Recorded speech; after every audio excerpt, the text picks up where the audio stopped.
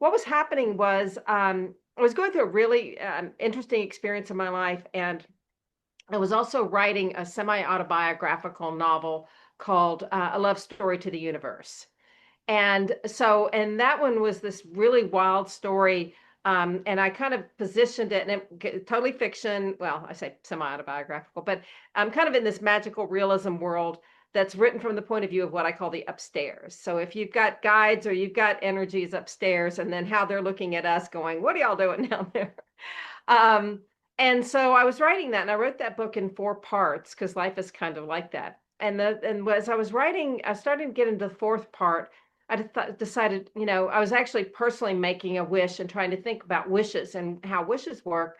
And so I thought, I'm going to write this magical world of the wishing realm. So, like, if you're kind of upstairs and you're like, well, people make a wish, what happens, upstairs when that happens? And so I created this realm that I called Estrella. And there's wish fairies, and then they wait for people to make wishes, and then they decide how they're going to allocate the wishes. And they have a whole community where they have a cosmic wish cafe, and a history of wishes museum, and all these kind of cute things. So I was just in this world.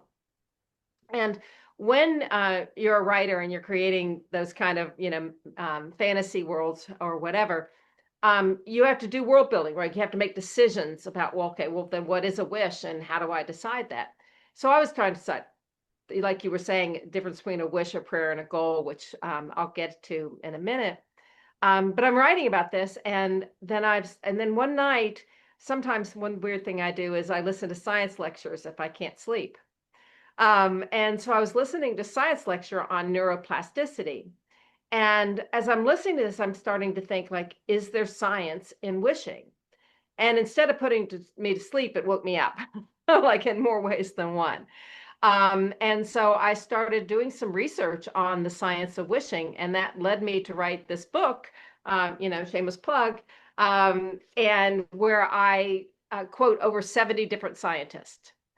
So it was pretty wild. It's like one thing that I kind of like ask people is like, did you realize every time you make a wish, you engage over a dozen different sciences?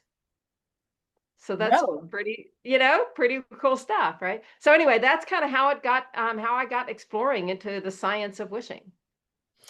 So just diving into wishing. I know we talk, many people think, and I know you mentioned it on your website, blowing up birthday candles, right? We've been taught to make these Right, wishes over time, or you toss a coin. I remember going to the mall or different fountains, and you would make a wish and toss a coin in.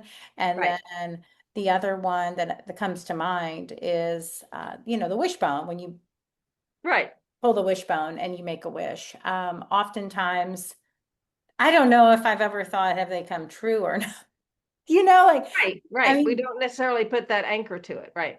no, and I don't necessarily know that, I would remember all of those wishes. Like we just had a wishbone in our chicken the other night, and I can't even remember what I wish for. And I think it's the bigger side gets their wit, right? I can't. Right, right. So, If and I I don't know remember if that you, from a kid, I'm a vegetarian now, so I haven't had one of those in ages. But yeah, when I was a and I kid. don't even know if you make the wish before you pull the wishbone or after you get the big side. I'm not sure.